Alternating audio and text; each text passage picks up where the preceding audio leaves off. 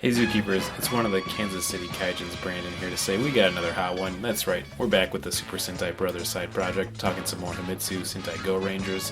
We had on returning guest in King, Aaron Klopfer. It starts off real wacky. We should get to it as soon as possible. As always, if you like the podcast, rate and review us on Spotify or Apple Podcasts or wherever you get podcasts, if they let you review, I guess. And then you can always email us at Podzooky Podcast. That's Podzooky podcast@gmail.com, and we'll read it on air. As always, if you like it, tell a friend too. Helps us a ton. Anyways, let's get to it.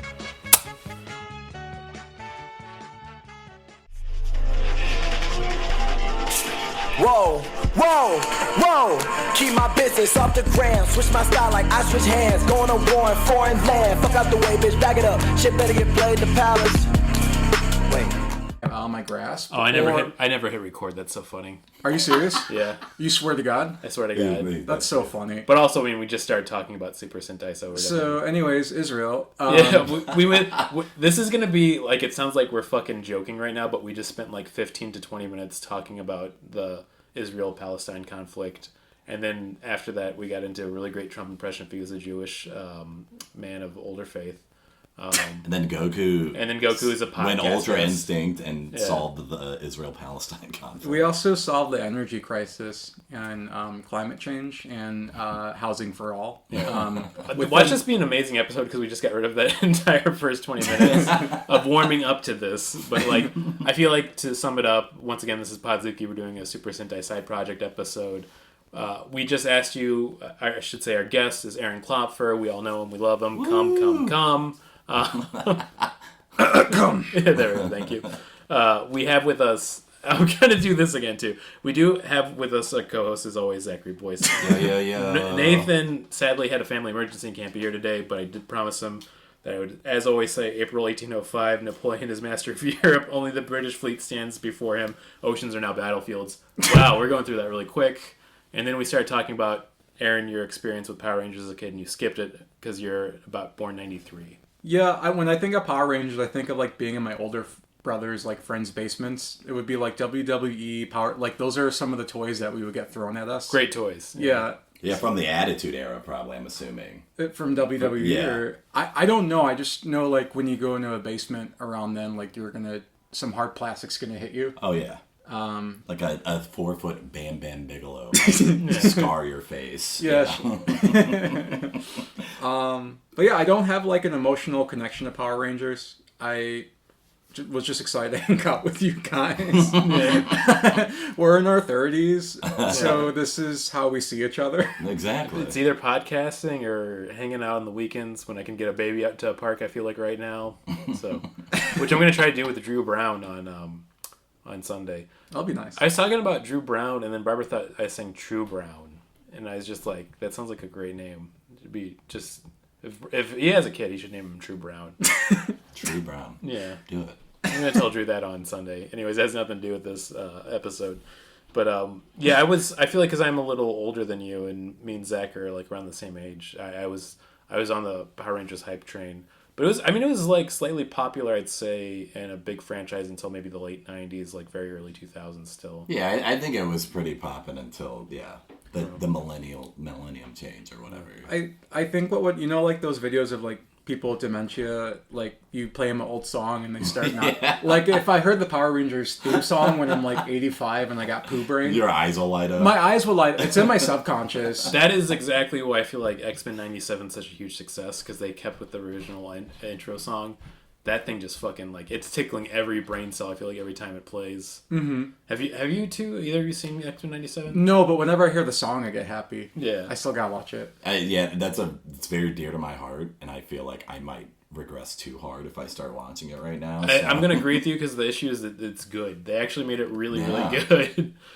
They took a lot of fun comic storylines, but the writing feels like they put more time and effort. It's more adult because they realize that their base is all grown up now, too. I don't need to get into that. We're here. We're talking Super Sentai, though it's kind of the same flavor. Superheroes doing shit. Did you watch just the episodes 31, 32, 33? Yeah. We're talking today. I thought they were beautiful. I'm generally sad more shows aren't like that now. I like how much of it is just they're in the hills And Yeah. they're- That's a big thing of like the early tokusatsu shows. So that's like the term they call them for the Japanese special effects shows from the 70s that got really big and are still around these days. So like, of course, Power Rangers, but then Ultraman, and then Kamen Rider. Those are all kind of that franchise. But the early 70s, when they were filming them all, they had a lot of the same locations because Toei owned that land in Japan. So that's why, like, they're just going to go fight in the hills because that's what we have. It's beautiful. That was really cool, and like I kind of was half watching, to be honest, because I had to sell a bunch of shit on eBay. Yeah. I'm selling my Xbox Series X Halo Infinite Limited Edition 1 terabyte. My eBay account is Aaron Klopfer, Aaron Chicago. Aaron Chicago? Also selling my N64 with the expansion pack. Oh, shit. The actual first party expansion pack? The actual first party expansion Nice. You're pack. getting some bucks for that bad boy. Maybe I should unlist it. I might have undersold it. But What'd you put the How much? Yeah, you tell us. I think I put I'll bleep it out if you want me to. I think I put it at like 63 as a starting bid. Because like You didn't put it at $64? I don't remember. You didn't put You the didn't put it Nintendo at 64. $69. Oh god. Fuck. $69 You and piece of 420 shit. cents. Fuck. Yeah. nobody's gonna bet on it now because you didn't do a funny number. I don't want a Nintendo 63. Oh god. If you did it at 64, somebody bid $69 and they bid $420 for it, and then $911 for it. Well, I'm also selling my Conker's Bad Fur Day. My friend wants it. Oh sure, That's the original. And I'm also selling my Far Side box set books. that also collection. fucking rips. That's fun. I also have a Dr. Katz box set and I think you can get some money for that one. This is a really good home promo. movies box set. Any Adult Swim stuff is like hot right now because Really? of all the, Oh, HBO physical bought. media. Yeah, and Max is just deleting or taking. Yeah, things they're off just the getting web. rid of it so they don't have to pay royalties, so there's nowhere to watch it. Maybe I should download it on my computer before I do that. Oh, make a backup for sure. I should make a backup. How much are like DVD drives? You can get one for like $5. I'm not exaggerating. External too. Yeah. Yeah, like if you like look on Craigslist. Yeah. I know you're trying to get rid of stuff, but you should go on eBay Get it. and then buy. Well, well, that's here's way better because I could even go to the library and just rip shit. yeah, and here's the mindset: you get that, but you get rid of all those DVDs. Then Yeah. I think I'm gonna do we're that. giving some good life advice this episode. I mean, I got the fucking Blu-rays in HD for a bunch of Ultraman series because that's what I'm always thinking. They just get rid of that shit so often. I just bought Aaron an RCA cable for his VCR. So I'm testing that to sell it. nice. Yeah, I don't know. It feels good to get rid of stuff. But like, you're a different situation. You have a house. Yeah. I have an apartment, and I don't know what my rent's gonna be next year. Like, I'm sick of having. I feel like I've explained it on the podcast and with friends so many times, like how me and Barbara, like if we were playing poker, we played like a royal flush when we decided to do the whole house thing of like, the economy was still good. It was 6 months before the lockdown. And then we were like, oh, this interest rate seems a little bit high. And now like almost all of it's double, triple of what we have for that. And it's Oh just my like, god. yeah, it's like, and also like we're not rich people. So like we literally would not be able to afford a house right now if we hadn't done it right then and there. It was and also like hedge funds are buying. Like, if this was now because interest is so high, this would just be something the hedge fund would snag up. It'd be sitting empty, and then they'd paint over everything with white, and they'd be like, "We'll rent it out for $5,000 a month." Ugh, man. Goddamn. What a world we live in. Well, you know what world I love and want to talk about? Super Sentai. So yeah, this is this show. That's so. That was good. a great seg. That was great seg. I feel like that should be a whole new segment we make. Just great seg. Zigzag. Six seg, bro. This series came out in 1975. It was after the success of like Kamen Rider that came out in 1971. It's from the same guy who made both series. Yeah, basically this is the original Power Rangers. Eventually in the 90s, they keep doing different franchises and versions of this. And in the 90s, they decided to localize it over into America. But like seeing the DNA and watching these episodes with our guests has been one of my favorite things because, as I was telling you in the group chat, I've told almost every guest, you can go back and watch the first episode, and it's not going to help you make any sense any more of it. We know less than you do because we watch too much, and it's just bouncing around up here. Yeah. And I'm like, I don't even know who I am anymore. I think because the writers are having so much fun of not giving a shit that it's like the more you know about it, the less it makes sense because none of the rules seem consistent with this world. And these last three really shook some things up. So Boy. I'll tell you what I remember because maybe that's a good baseline. Yeah, we'll start. We could go episode by episode. So Okay. We'll start talking episode 31. which was directed by Minoru Yamada, one of the big original Tokusatsu director boys. Did a bunch of them. Episode 31 is, of course, titled Black Challenger and Ranges of 5 Stars of Justice. Very weird name. And I was like, black, I'm in. Yeah. Soul. Challenger, right? Yeah. Foreshadowing a Black Ranger, too. I like that the episode starts off to remind us that the Black Cross Army hates buildings. It's all buildings destroyed. I think it's so funny because, like, these old set pieces, like, they had to be on budget, but it's just such, like, a comically low rent version of a building, that's about to get exploded. Like, it just literally almost has building on the side of it. Well, was this episode that started too, where they're just literally walking up and throwing sticks of dynamite? Yeah. I was like, wow, okay. It's such a cartoony world. I'm glad that it has not changed, or they try to get it more based in reality. How do you feel about the Black Cross Army? Were you expecting there to be, like, Ku Klux Klan leader guy? No, like, so what happened is I'd be like, okay, what are the dimensions of this Xbox I'm trying to sell? And I look like, oh, well, that's the Japanese KKK. Yeah. And they're, on top of that, doing Zig Heils with all the soldiers. I kept rewinding that. I was like, oh, this is good form. Yeah.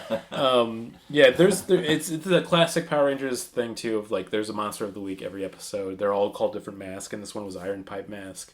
I think off the first instant we see him, I love this guy. He got great design, got pipes all over his shit. I will say, though, yeah, his mask is cool, but this is the first masked villain where, like, he had eye holes, and I could see the actor's eyes through, and I'm like, okay, there's, like, a dude in there.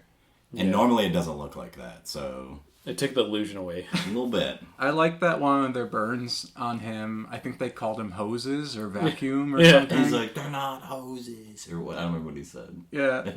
But it's like his slur, you know what I mean? They found out his weakness was his neurodivergence. They instantly just started getting all the things wrong and he had to correct them. There's a lot of great things going on in this episode, but basically he gets it. They have an inside spy against Eagle, which is like the good guy organization. That's like, hey, we found out the actual leader is this chef over at the shop, which he is, but they trick him as the episode goes. But my favorite thing is like how they catch him is like there's a gas inspector that comes up to their secret headquarters. And, like, these motherfuckers just let him go up there and start working on things. Yeah. And literally, like, even, like, their Agent 07's like, oh, yeah, who's the gas inspector? And they're like, seems good. And it just shows you that if you, like, walk in with confidence, you can just do whatever you want. It's like a good handshake, basically. Go ahead. Oh, I was just going to say, I know we'll probably get to it, but to jump a little back to the beginning of the episode, it pops off really fast. Yeah. They do the special move right away. Yeah, they want this motherfucker dead. They kick the soccer ball immediately, and it doesn't work. And that's the first time that's happened, right? Oh, that's the special move. I thought the special move was when they put their helmets on. They had one episode, I think, where another guy had, like, that invincible circuit, but it is a very similar thing of, like, I love that when they do at the beginning of the episode, it's not going to work. It'd be so funny if it did, and they're just like, well, we got to kill some time. If the episode was 4 minutes, that would be the coolest thing I've ever seen in my life. 4 minutes into the episode's over, or just 4 minutes in, they kill him, and it's like the rest of them's like just going to a coffee shop and talking about like their investments. They should do like a Roth IRA or something. I want to see the crew breaking down the set. That'd be even better. Go super meta with it. God, that would be... if I was watching something and that actually happened, that would be the funniest thing I think I could imagine. I'm like, this is high art if I was seeing something like that. I think Monty Python used to do shit like that. With the confidence thing, walking in somewhere, it reminded me when I was a piece of shit when I lived in Oregon. I was going through a phase where I would just shoplift a lot or just kind of do what... Because I grew up really spoiled. Well, one thing I want to say for Podzooky is that we always agree you should shoplift if it's a huge organization. Oh, absolutely. But if it's a small business, don't do that shit. No. Yeah. No, that was one thing where, I was good about that. Well, Podzooky endorses shoplifting, but continue. But, so when I moved to Oregon, I grew up spoiled, and then I had to live on my own with the budget, as I just refused to compromise. I was like, if I want steak, I'm going to steal steak, or if I want to do this, I'm going to do... I literally walked into a movie theater and they asked for a ticket and I just said, no, I'm good. And then they kept walking. Did it work? Yes. Oh my God. Yeah. That's amazing. You're a badass. I think I was just taking out a lot of my life frustrations on the retail world of Oregon. There's just like wanted posters of your face up when you're like 20 up there still. They did start following me at grocery stores and stuff. And like they started getting security guards. And like the thing is, if you don't put shit in your sleeves. You just walk out with the basket. By the time you're out the door, they're not going to stop you. Yeah, that's really good. I like that a lot. That's pure confidence. Well, and a lot of people don't. It's policy to like not. Yeah. It's like, don't chase them. Yeah. I mean, one thing I talk about a lot too in my adult life, and a lot of people touch on this. If you're ever doing a self-checkout line, like, you got to make sure a few of those items don't get rung up. That's like your fee for doing their labor. Like, Yeah. I think it's like morally a right thing to do. Like, It's the only way we're gonna balance things. Yeah. Just steal as much as you can. There's a Chicago comedian had that joke about like everything's rung up as bananas at the self-checkout line. David Drake. That's the one. Yep. I'm glad it wasn't like one that's been canceled since. No. He's very. Oh, that's such a good bit too. Yeah, it's a really what a handsome man too. Oh, I think he was the host of my first open mic. Oh yeah. that sounds right. When I went in underage to Three Dead Moose, and he freestyle rapped, and then I went up and bombed while looking at the floor, reading my jokes up like Comic Sans paper. Beautiful. Love that. Do you all have anything from like the first few jokes you wrote? You look back and like there actually is one good one. No. Not at all. No, not at all. Zach, I have one good one. Okay, you gotta hit me with it. Oh, I mean, I've done it not too long ago. Nice. The whole joke is about how, like, civil rights, like, people marched and were attacked by the police to just to eat at, like, a white diner. That's really good. And then I'm like, and it wasn't good. And I used to, because I'm like, I've been to both Thanksgivings, and I know that like, black people cook better. Yeah, That's a good bit. That's a really great bit. Go ahead. I was about to say, I feel like I was doing that thing of thinking of like, I have one joke I clearly remember from the first thing I wrote, and it was the only thing I got a laugh, so I think it's what made me do comedy for a while. Which is like, I used to live off Highway 88, and I found out it was the Reagan Memorial Highway. I'm like, it's a great name, because the longer you're on it, it feels like you forget where you're going and who you are. That's a good joke. Yeah. Both of yours are funnier than mine. The other one was like just jokes about the Oscar that year when Billy Crystal was hosting again, and it's just like, what was I thinking? Like, who wanted to fucking hear that joke? I feel like because I grew up watching like late night television and comedy shows, like, oh, this is what people laugh at and enjoy. Oh, yeah. If Jay Leno was in the audience, he would have been like, yeah, bravo! He would be stealing your jokes. I remembered one bad joke. Both of yours are funnier than mine, but I'm the Jackie Chan of comedy because Chris Tucker's funnier than me. Okay, that's a good joke. And I wrote it because I was like waiting at an open mic at a Chinese restaurant. I was like, I need jokes that are relevant. I need rush hour material. Yeah. That's how dumb my brain was at the time. I think that's very funny. That's a really good one. We should believe in ourselves more often. Yeah. So getting back to this episode 31, I mean, we got off track, but I feel like we're only doing 3 tonight, and we started a little bit late, so we probably won't go too long. But I can't believe I didn't hit record. I want to emphasize that full 20 minutes we summarized at the beginning was actually all the things we were talking about, not a bit. Yeah.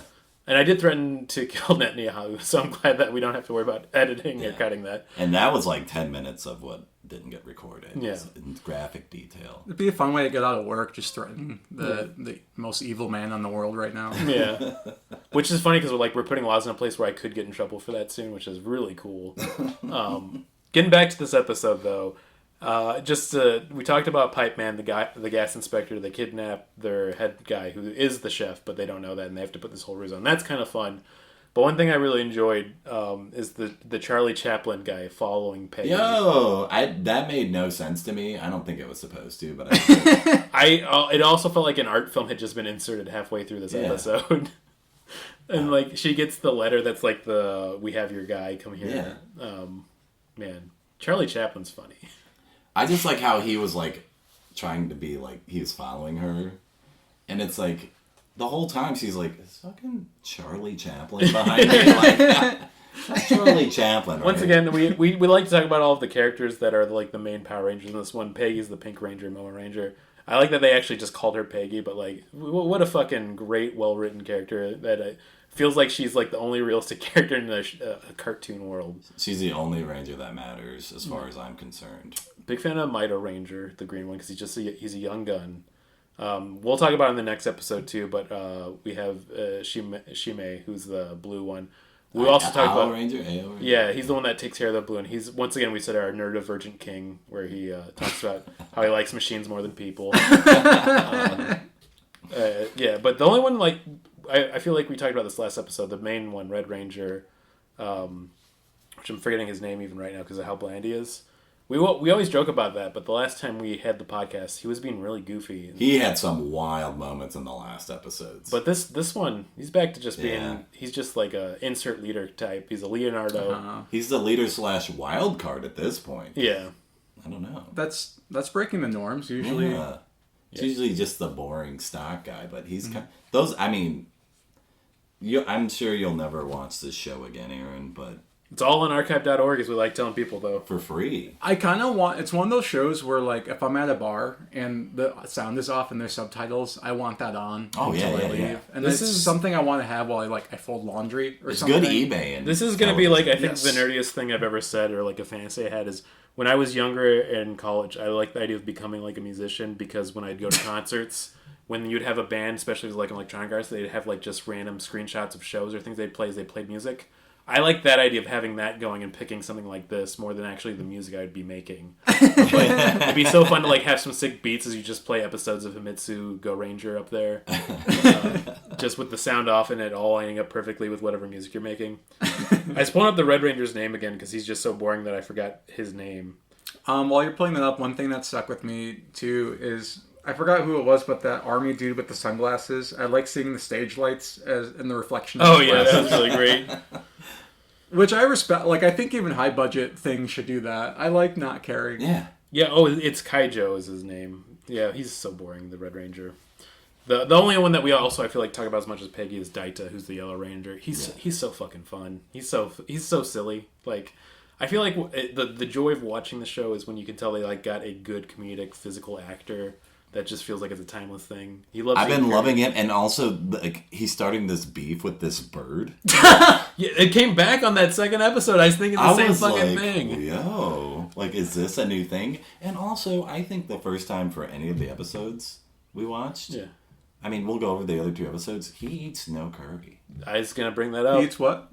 So okay, here's another thing. With this project that we've been doing, we've watched all episodes up to 33 now. And we started doing a curry count because his thing is that he loves eating curry at that restaurant that they go to, that they're having the secret hideout at. And like, there's some episodes where he eats 4 bowls of curry. He'll have like 4 or 5 like curries. And now you're confused because you didn't see him eat any curry, so it sounds like we're making this up, but we're not. I promise you.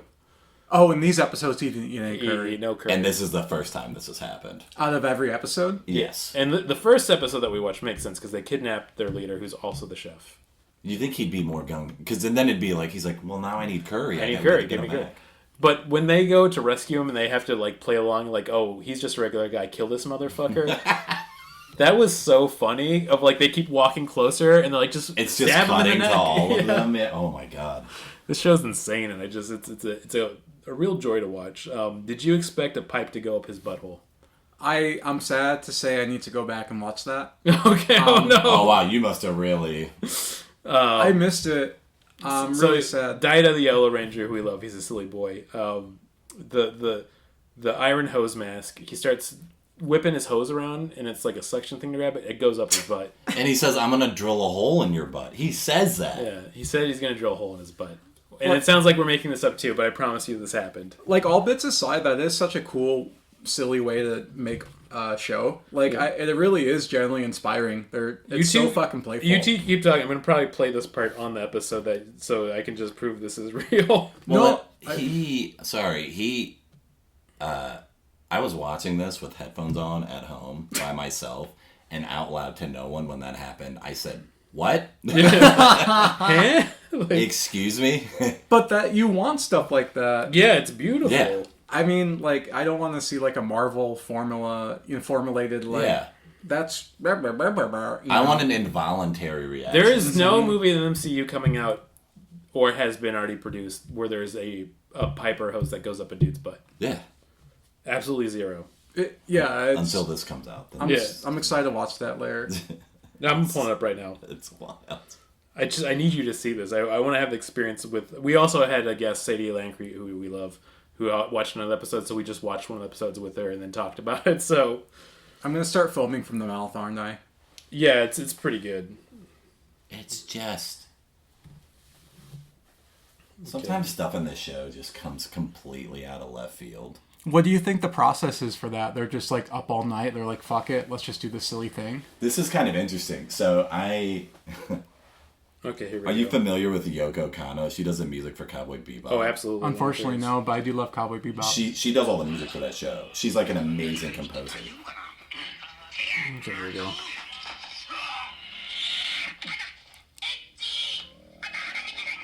It's hurting me.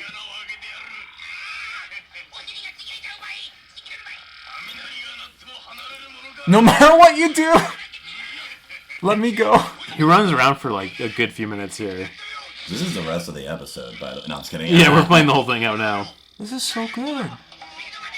Red Ranger's now put his whip around him, and they're running in a giant circle to make him dizzy. Some weird fetish thing. Yeah, there's a lot of weird fetishes at play, I feel like. It's just, like, I love how playful it is, and, like, to be entertaining, let's just speed up the frame rate while they put something up his butt. Like, that's fucking awesome. It's Benny Hill logic, yeah. Sorry, I was talking about Yoko Kanno. She did an interview about the difference between, like, working on a TV project or something in Japan versus working on a TV project on, like, Hollywood. In reference to, like, the live-action Cowboy Bebop that R.I.P. came out. R.I.P. Yeah, where she ended up being like, I don't really like how people do things here. She's like, in Japan, it's truly a group effort where everybody can have an idea. So it's like the person, like the person that like brings somebody coffee could be like, what if he like stuck a hose up his butt? And everybody and the writers would be like, this is the best idea we've ever heard. Like, that's hilarious. Please, let's try it. And that's why children in Japan in 1975 watched a hose go up the Yellow Ranger's butt. It was a team effort, is what I'm trying to say. That's, man, I don't know. This makes me really happy. I love silly shit like this. There's an episode we talk about often where there's a monster that makes werewolf soldiers. And the whole episode's insane, but like I love that all of his powers make no sense, and it's just like I'm making werewolves. Like it's just he's the Red Moon mask, so I guess the moon kind of makes sense. But like his power was he could like vanish and teleport. But like his whole episode's like I found this secret blood to make other people werewolves, and we're gonna make them soldiers. And then he makes a bunch of like werewolf cop soldiers, and then it sets up like an obstacle course for them to train on. I'm not doing this justice. This is... Yeah. Everybody, once again, all the listeners of this, it is on archive.org. Just type in Himitsu Goranger. And literally click on any episode and lose your mind. I mean, we've talked about this a lot. I feel like the reason we've made it all the way to the 33 episodes is that they've all been like gems. There hasn't been a dud in the bunch yet, because I feel like the entire run of the series is 85 episodes, which is insane. Obstacle course meshed with like the supernatural, like, that's generally groundbreaking, because we take it for granted, like with stuff like What We Do in the Shadows. Yeah. But that's probably one of the first instances ever where they're like, well, if we take basically a god and make them go around a construction cone. Yeah, that's like really funny. That's fucking really creative. Like, there's probably 20 seasons of Supernatural. I bet there was not one fucking episode about an obstacle course or a vampire. You know. Yeah. Would you put the show like on your Golden Voyager, like your Golden Disc? Absolutely. This would be a good one. This would be. I started doing this series because I'd never seen the original Super Sentai. I grew up loving Power Rangers, but as I got older, I got into the old Ultraman series because I started playing them on Pluto TV all the time. So I watched a bunch of them and I really enjoyed them. And then I went through Kamen Rider, and it's fine. Kamen Rider's not the best, but like I was like, okay, I should check out Super Sentai finally. When I started watching this podcast, I'm like, this is fucking, like, just platinum all the way around episodes of, like... I feel like those other two series I mentioned is, like, Ultraman, I think is great still. I'd put it on there as well. But it's, like, just really good old-school sci-fi where it's, like, watching an old Twilight Zone episode. Kamen Rider is a little bit more boring, so I'm not going to give it too much credence, but the suit designs and all that and the fighting's really fun. But this show's just so insane. It's always turned up to an 11, and it's never let us down. It's really fun and impressive to see. It's a good time. It's a beautiful thing. Yeah. Werner Herzog would probably like be so fucking inspired from it. Oh, yeah, absolutely. I wanna get Werner Herzog for one of these podcast episodes. He's doing more silly things. I should find his email. That would be the funniest thing to happen in my entire life. I just want Werner Herzog to say the Zamomo Ninja like that. He's like, the Super Sentai is a mystery. You watch this man go through so many bowls of curry, but it's like the emptiness of the universe. Have you ever heard him talk about chickens? No. Oh, I know what you're talking about. Where he's like, if you ever want to be amazed, stare and have the opportunity to stare into the eyes of a chicken, and just marvel at the enormity of the stupidity that is staring back at you. I was like, that's deep, bro. Chickens are famously really stupid creatures. I worked on a farm in New Zealand, and we just grabbed a chicken from another farm because we were just running like an errand there, and they were like, it was just clearly an abandoned chicken. It was like a dud. Like, it was just a shitty chicken. Oh, man. And the son of the farm owner was like, fuck it, let's take the chicken. Then we brought it back, and apparently when you introduce a new chicken to a chicken coop, you have to put it in when they're all sleeping overnight, so they accept it. Otherwise, they're really mean to the new chicken. Oh, no. So you kind of they just have to wake up, and if they see a chicken, they're like, all right, one of us. Yeah. You must be one of us, because you must have always been here. That is very stupid. That's fun. I mean, I found out, like, famously the way barns are painted red is that chickens are naturally drawn to the color red, so that if they wander off, they see a giant red thing, they're like, I'm going to walk towards that. No reason, there's no evolution, I think, behind that. They decide the color red's what they want to get towards. So that's why they keep going towards my asshole. Nah, you gotta see a doctor about that. I did get a colonoscopy. I'm okay. Okay, that's good. Yeah. They gave me fentanyl. But imagine if your doctor was a chicken. They do it with the Fenty? Fenty was awesome. Oh, sorry. I apologize for everything I just No, did. I think talking to red buttholes is pretty fun. Super No, Fenty. Now we're talking. There he is. That's basically like the whole episode. I feel like they rescue their head back. They take care of Iron Hose Man. They send him straight to hell with the ball. Really fun. Oh yeah, that was because and then the subplot of the episode was like figuring out how to kill him. Yeah, they're like it's just a montage of them like we're gonna make our weapons better, but they're not really. They're just like looking at their weapons in a montage. They're thinking really hard. Now this is another thing, like how unexpected this series. Did you expect their finisher to be just like a giant soccer ball bomb they were kicking around? I don't remember that. I'm so sorry. It's okay. I'm gonna rewatch it tonight. So I remember them talking a lot of shit. Yeah. There's a lot of shit talking. Also, it's an interesting group of episodes that fell on you because a lot of things happen in these ones that like didn't happen before at all. Like they start messing with the finishing move in these episodes. All these episodes, there's like one weird scene that happens where if you blink for a second, you'll miss it, and then when you talk about it, it sounds like you're an insane person. Yeah, you're like, I'm like, clearly you saw the soccer ball problem. Or you remember when Charlie Chaplin was there, right? I need to go back and watch that. Yeah. Oh man, it's this episode was insane. We're going to episode 32, which is titled "The Hot Blue Wind." No response from Verobloon. Verobloon's their little ship they fly around. I think I did pay more attention. This is the diamond one or something. Oh, that's the third one. Oh, okay. This is just their little flying ship with their little flying boy gets stolen. It's a pretty straightforward episode. Their villain is Large Hatchet Mask, which I think... I like this guy, though. He was pretty cool. I was laughing so hard at this episode when like they showed his powers that he chops up wood really quickly and then throws it at them. But on top of that, for that to be so silly, when he does it to like the group in the first time, like he's too powerful, we have to retreat. Yeah, it's like he's fucking throwing just wood at them. He's just doing like what you do in the first 5 minutes of playing Stardew Valley, and they're like, "This guy's dangerous. Like, we gotta regroup." Yeah, this is another episode where their plot for the Black Cross Army, like their goal is to destroy the world. There's no reason really, and they're also Hitler and the KKK, which is kind of cool that they put them both together. Does two wrongs make a right? Okay. Oh, there we go. I just like the idea of them looking at the costume department. Fuck it. And also, I love that once again, it's that kind of fun, like almost innocent way to do a villain of like, let's just take all of the bad organizations and put them together. It is really cool. Like, it's just like, so fucking creative and silly. KKK, Nazi, libertarian, or I don't know. What's the Pol Pot just shows up every once in a while. Wolf Larson wrote that episode. Yeah. Talking about how they need to go and eat everyone's balls. Yeah. That's a Chicago deep cut that Wolf Larson is he's a fantasy writer that talks a lot about the most wild thing you can think of, and then also usually something with balls involved. Every joke ends with, and then they fucked so and so in the ass. And then they like Michelle Obama fucked this person in the ass, or Hillary Clinton fucked them in the ass. Like, I'm not exaggerating. I wish we could go back to the simpler days when Hillary Clinton was fucking people in the ass. I still see putting the butt in her emails. Okay. I still see Wolf Larson's balls for president downtown when I'm walking around. I'm not joking. He put them everywhere in Chicago. DJ Dog Pound put it on this story before, so he's 6 people away from that. Yeah. Basically like being a Tim and Eric actor, which would actually make a lot of sense to me.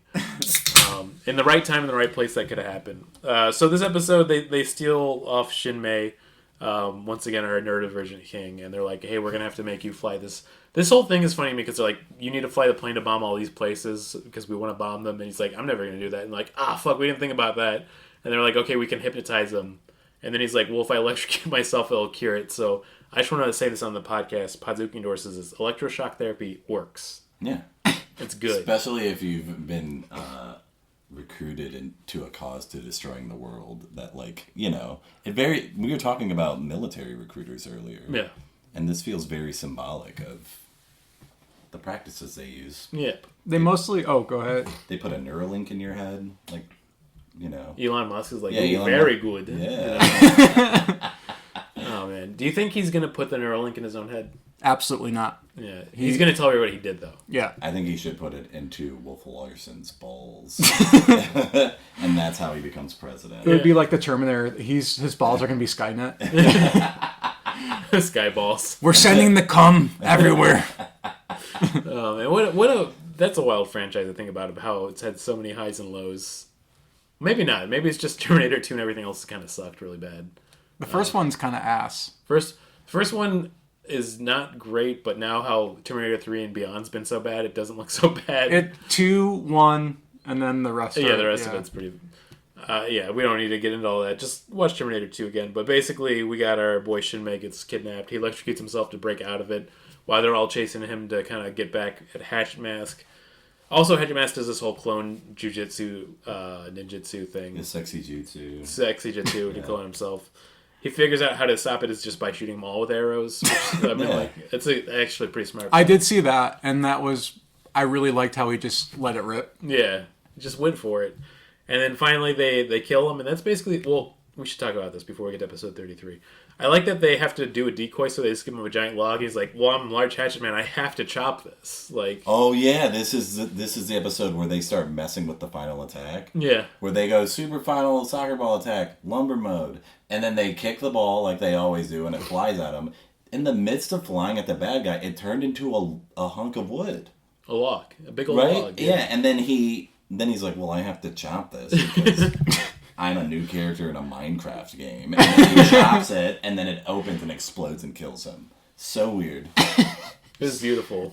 I mean, it was tight, so I was on board. But once again, I love that the writers' room, they just get silly with it so often. They're having a good time. I just like how they're like, why haven't we been doing this the whole time? Another thing I really liked about this episode, too, is that I love it when they have the henchmen dress up in different outfits where they have their henchman outfit on, but they had a doctor's coat over it when they're doing the brainwashing on them. That's the best, yeah. I love that so much. Like, when they have it, like, if they wear, like, a house cleaning apron when they're, like, doing chores, but they still have the henchman outfit on. Like, I didn't go to henchman medical school to be called just a henchman. I'm Dr. Henchman. I just find out that henchman's a slur, and we've all been very bad people. It's evil assistant, all right? I don't know what. Goddamn henchies. Hey, whoa. Warehouse lurker. What were you saying? We're going to have to cut that out of the episode. Getting into episode 33, the red target, a fake Go Ranger appears. We're going to have to spend some time talking about Iron Princess Mask a little bit. Oh, boy. Yeah. This might have been the number one mask of the group. I gotta look up real quick because I forgot to do this before we started. Is Iron Princess like a slang term in Japanese for a character? Yeah, but it's yeah. Oh, really? Aaron's doing hand motions that imply certain sexual acts. Was that docking? Was that what you were doing with your hands? More like phallic Eskimo kisses. Okay, yeah. Oh, I like that. I wouldn't say they like docked up. Yeah. I don't we don't have to get into what docking is. Just know that it's probably exactly what you You know, like when you charge a phone? It's like if you had two penises rubbing against each other. It's like if you don't obey God and don't take your foreskin off, and then you double don't obey God. Is it so funny to imagine if you truly believe that God came down to guys like, you know that extra skin I give you on the penis? Ooh, I made a mistake. Like, we gotta fix that right away. We should protest outside hospitals. There's no behind the scenes or trivia written about Iron Princess mask, but I gotta assume, like, right?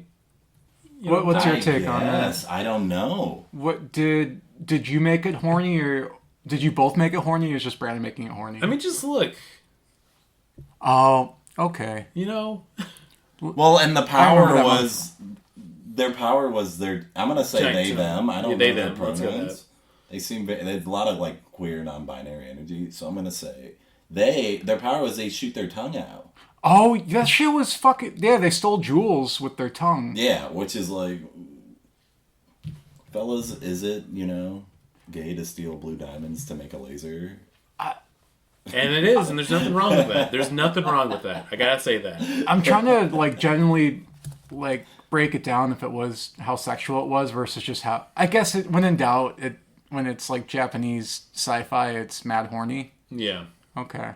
I think so. Everything's so tonguey and tentacly. Yeah. I like they started off with that they wanted to destroy a plasma laboratory, which is also a great way to make $30 if you got a few hours. Yeah. Just a lot of people that need a little extra to get them by through the week.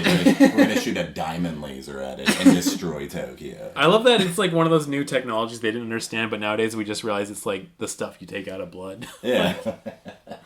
The diamond beam, I wrote hardly knew her.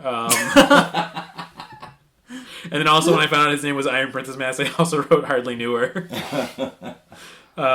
Is there a Mr. Iron? Is there a Mr. Iron Princess Mask? Is there a plaspa? There we go. Plaspa gun. A plasma.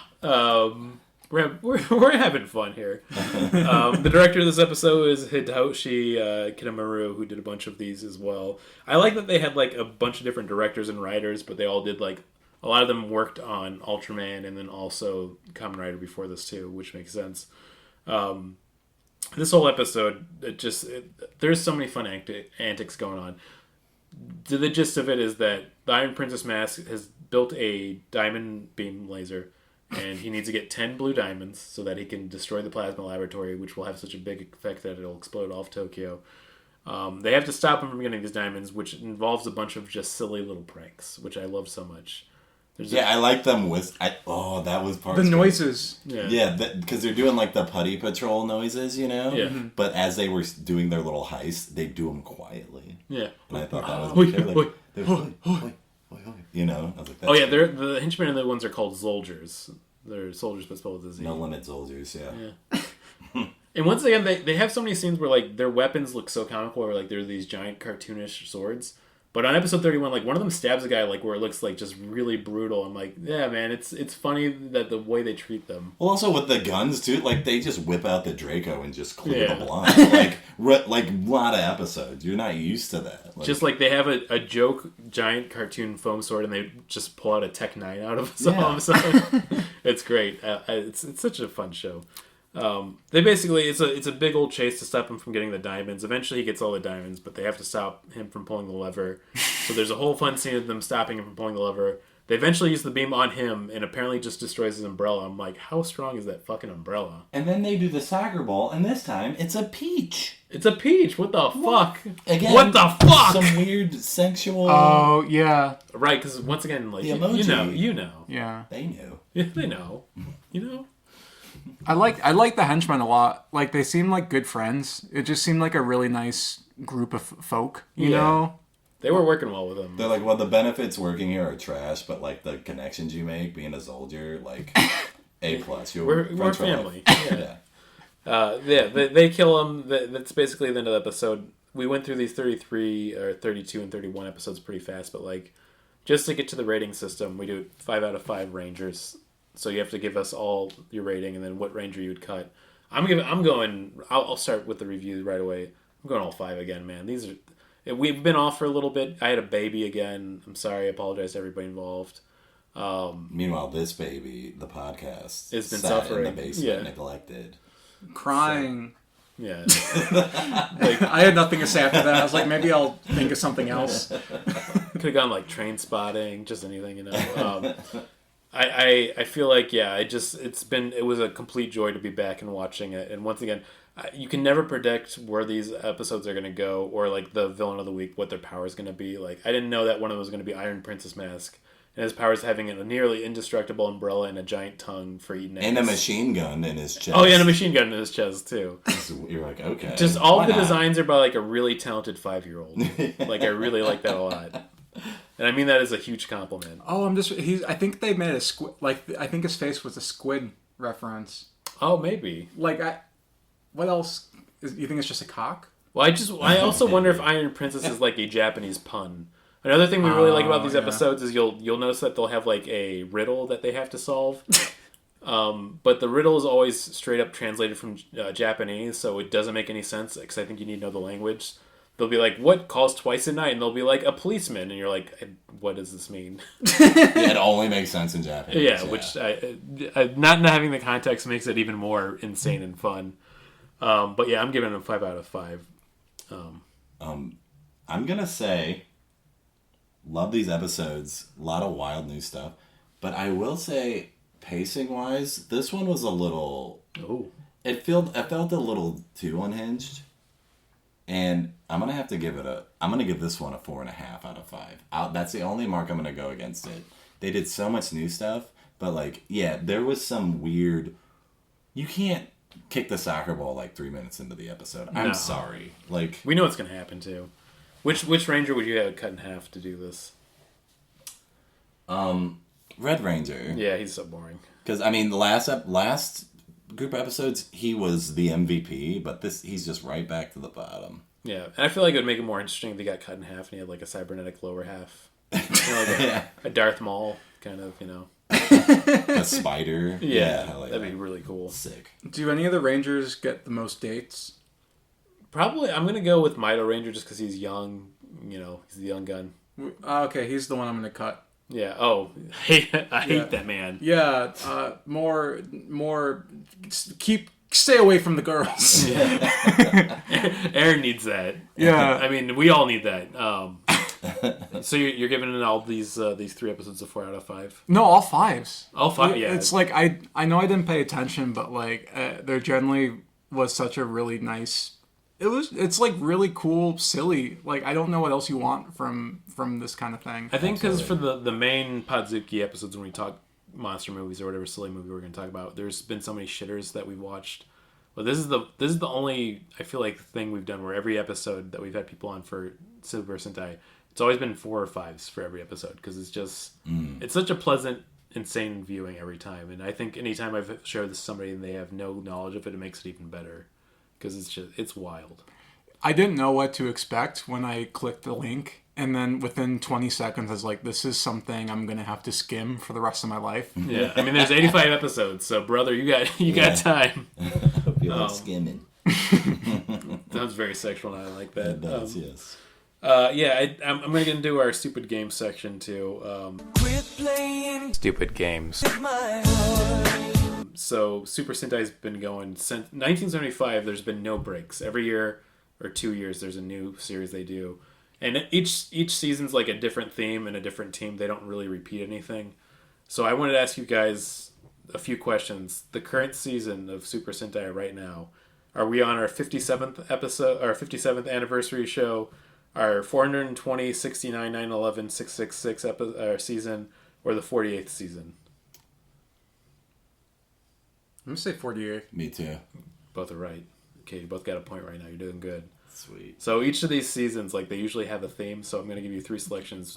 Just for the listeners, Brandon has a tell. Yeah. He takes his cock out and starts whipping around. Yeah, whenever he's when it's the wrong one, because I like being a bad boy. Yeah, exactly. We have to edit a lot of the time. He's so fun to play poker with. Need another deck of cards. It's all dick jerking off Brandon. Hit me. I love you at the World Series, yeah.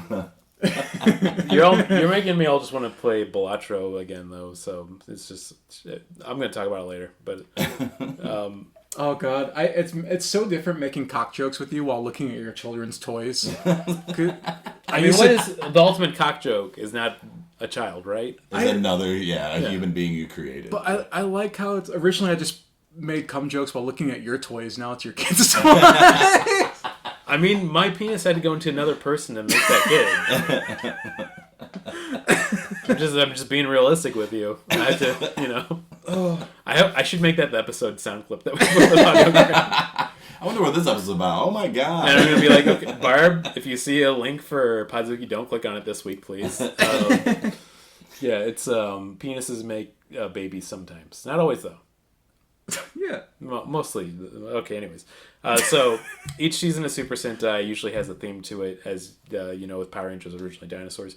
Is the current season, is it animal themed? Is it car/vehicle themed? Or is it just a bunch of guys themed? Oh gosh. Which I wrote that jokingly, but there are some themes or seasons of Super Sentai where it's just like they're that color, that's it. Which is essentially a bunch of guys. I'm gonna say it's just a bunch of guys this time. How are you feeling? I'll say cars, even though they've probably been there, done that. Oh, you got a point, man. Aaron's getting ahead. It's cars. No. I saw your cock. You're driving out So whipping it out. I didn't look up the number, but I feel like they've done so many car seasons, but also seasons where it's either dinosaur or animal themed, and then a bunch of just like weird ones. So there's one season where they're all gym themed. That's kind of fun. What about? Is there like a candy one? That'd be tight. Oh, there isn't a candy one. They should do a candy one. That'd be fun. Or like fruit. They did a horoscope one. That's pretty Horoscope's smart. cool. So fruit one they haven't done, but there's a season of Kamen Rider called Kamen Rider Gaim, where they're all fruit themed for their armor. And it's funny to say this, but it's also one of the most dark seasons of Kamen Rider. So you start. Of course it is. You start as a base of like they're all fruit themed. The main character's in orange. It's going to be silly. But the writer of it is the magical Madaka, if you've ever seen that anime. It's a very dark anime, but they got him to write that season. So it starts off like, oh, we're all friends and we're working together to stop these enemies, and then it's like, we have to kill each other to survive. Like, I literally have to kill my best friend if I'm going to survive. Aren't you glad I have to kill Banana? I don't know. Yeah. One of the main characters is a banana. I mean, I'm not even joking. It's a fucking great series, too. I always recommend Kamen Rider Guy when people are getting a Kamen Rider. Okay, so the last question now is the actual title of this season. Is it Avatar O Sentai Dawn Brothers, Osama Sentai King Ogre, or is it Bakuga Sentai Boom Boomger? It's the last one, the Boom Boom Girl one. Yeah, it sounds funny to say out loud, I feel like. I'm gonna say the last one. You're both right, so Aaron's gonna take this stupid game. Congratulations. Thank you. These are all actual titles. These are actually the last 3 seasons in a row, but they're titled. I love how wacky they are. So as a prize, which toy down here is Faye's favorite? Faye's favorite? That's Baba. That's me. What about inanimate object? I'm gonna say that sounds exactly like I mean that way, but like she likes playing, and like picking her up and throwing her around. Brandon, of course we know. Okay, I just want to make sure. And you sleeping and she jumps on your head and stuff. Yeah. Cool kid stuff. Yeah. All that fun stuff. Her favorite toy down here probably is. Ooh. Oh, it's the little ukulele guitar. I'm taking that. Okay. Music's out the window, baby. Yeah, she's sleeping soundly and just living her life. Piece of shit. Yeah, I'll give you that. Daddy lost another toy. He's got a problem.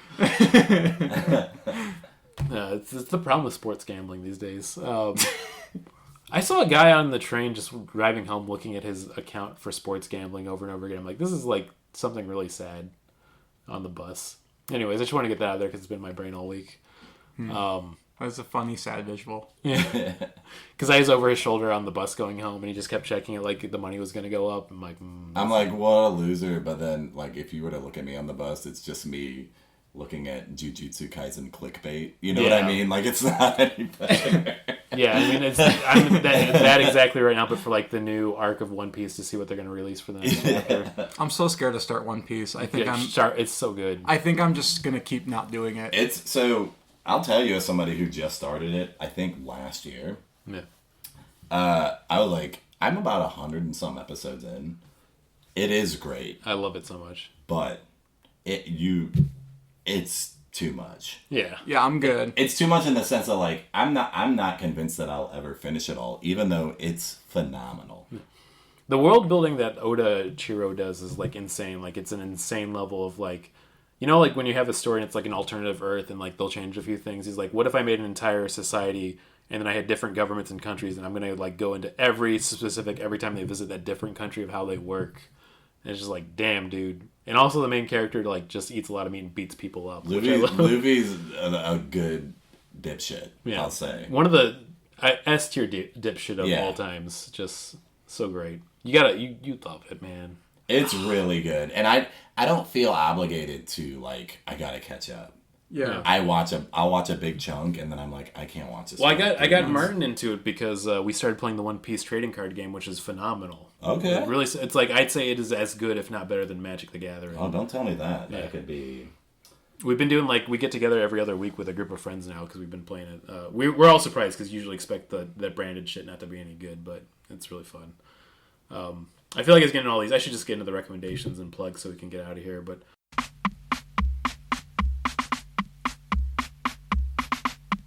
recommendations.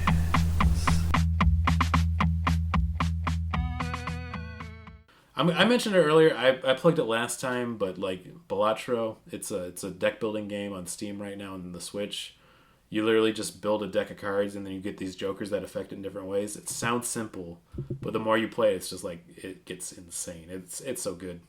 That sounds great. It's good. It's got a bunch of jokers. And then also shout out to Steve Albini. Just found out he passed away, which is a real big bummer. But go listen to Shellac or Big Black or Rape Man if you want to. He knows that was a bad title at the time. He's dead now because of that. So. Yeah, specifically because of that. Yeah, he's a really great person to read about because he's so smart and he had so many great like just observations on the music community and where it was going, and it was an amazing producer.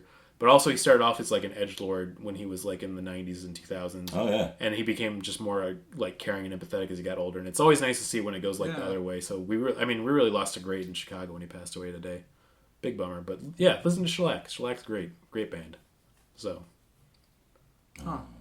Do you have any recommendations? I mean, I always forget to think of a good one on the way here, even though it's been like a decade of us doing this. Yeah.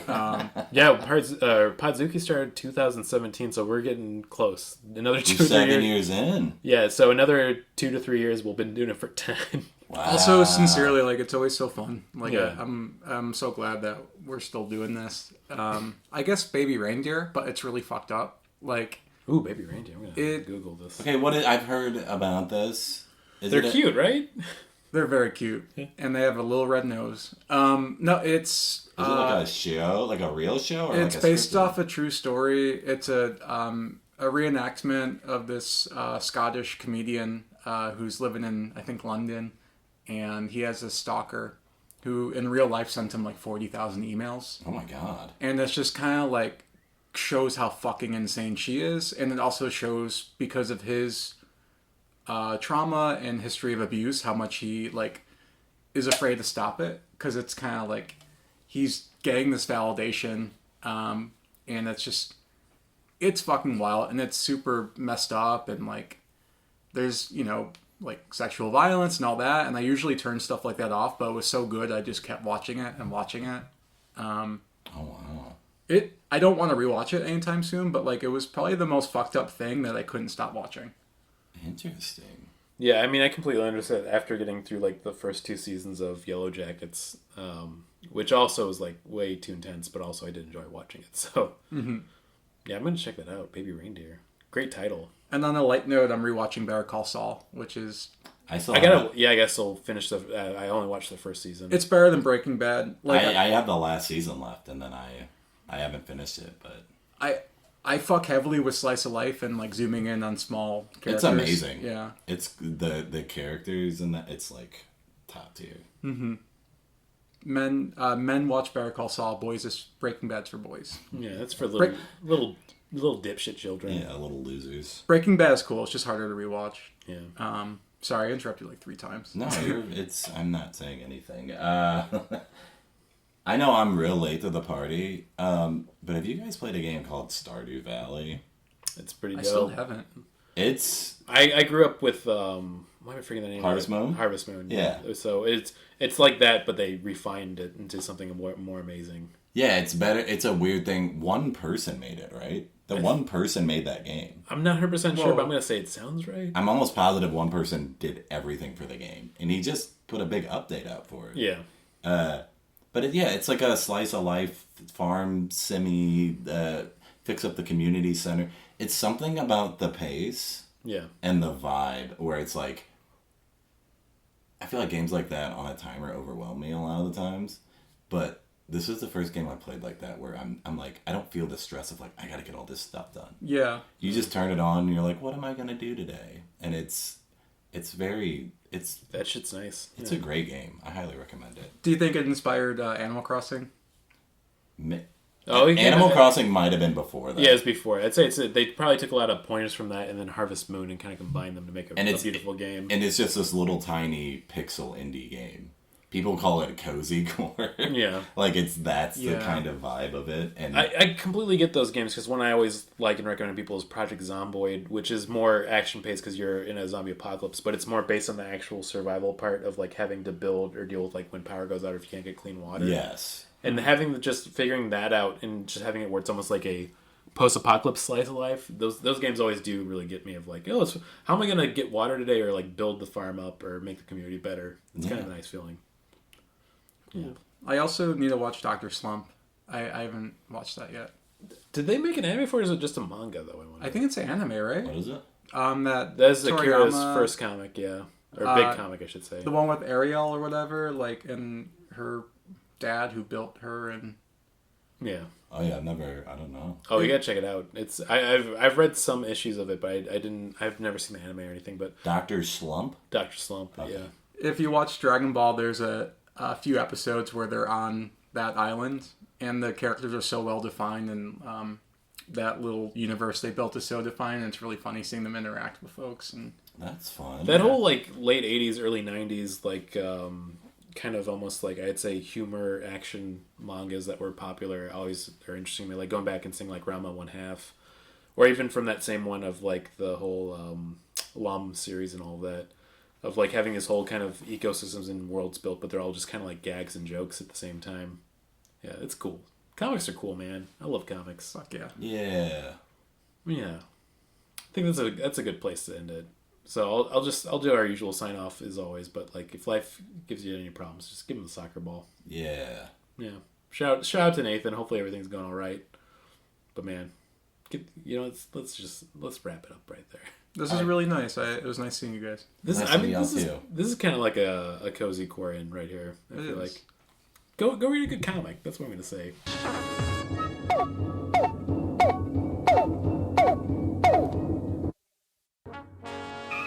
We regret that you have not yet complied with our order. This show has been brought to you by Machine Culture.